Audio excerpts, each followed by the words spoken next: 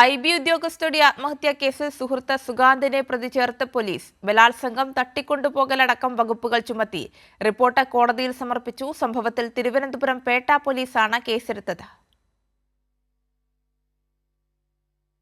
തിരുവനന്തപുരം അന്താരാഷ്ട്ര വിമാനത്താവളത്തിലെ എമിഗ്രേഷൻ വിഭാഗം IB ഉദ്യോഗസ്ഥയുടെ ആത്മഹത്യയിൽ കുടുംബം നേരത്തെ തന്നെ സുഹൃത്ത് സുഗാന്തിനെതിരെ ആരോപണം ഉന്നയിച്ചിരുന്നു. യുവതിയെ സാമ്പത്തികമായും ലൈംഗികമായും ചൂഷണം ചെയ്തുവെന്നായിരുന്നു കുടുംബത്തിന്റെ ആരോപണം.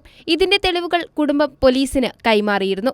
തുടർന്ന് നടത്തിയ അന്വേഷണത്തിലാണ് യുവതി ഉൾപ്പെടെ 3 വനിതാ IB ഉദ്യോഗസ്ഥരുമായി ഒരേ സമയം സുഗാന്ത് അടുപ്പം സൂക്ഷിച്ചിരുന്നതായി അന്വേഷണ സംഘം കണ്ടെത്തിയത്. എന്നാൽ സുഗാന്ത് സാമ്പത്തിക ഇടപാടുകൾ നടത്തിയിരുന്നത് മരണപ്പെട്ട യുവതിയുമായി മാത്രമായിരുന്നുവെന്നും അന്വേഷണ സംഘം കണ്ടെത്തി. ലൈംഗികമായി ദുരുപയോഗം ചെയ്യപ്പെട്ടതിന് പിന്നാലെ തലസ്ഥാനത്തെ സ്വകാര്യ ആശുപത്രിയിൽ യുവതി ചികിത്സ തേടിയെന്ന് വ്യക്തമാക്കുന്ന തെളിവുകളും ലഭ്യമായിട്ടുണ്ട്.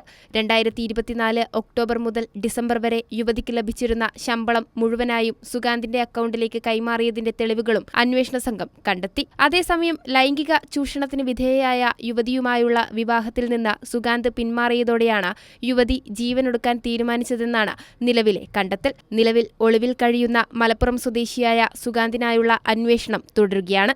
പ്രതി രാജ്യം വിട്ടുപോകാതിരിക്കാൻ ലുക്കൌട്ട് നോട്ടീസും പുറത്തിറക്കിയിട്ടുണ്ട്. കൈരളി ന്യൂസ്, തിരുവനന്തപുരം.